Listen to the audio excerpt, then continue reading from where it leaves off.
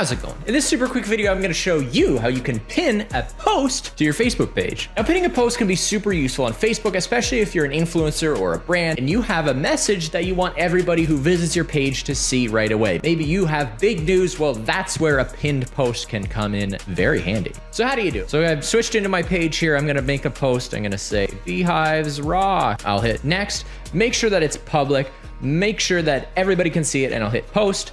It will take a second and it's gonna post. Now, if I just see in my feed here, my post, and I just see these three little dots in the upper right hand corner here, and I click on that, you'll see there's no option to pin the post. Well, that means you have to go to your page specifically and then find the post that you wanna pin. Here's my Beehives Rock post. And then I'm gonna hit on the three dots and I'll hit pin post. The pin post will now be pinned to the top of the timeline, and that means anyone that views my page will see that pinned post first. Don't forget to check out a free trial of Agorapulse in the description below to do all of your Facebook managing needs. It'll be cool. And hey, you'll be cool. So there you have it. That's how you pin your very own Facebook post at the top of your Facebook page.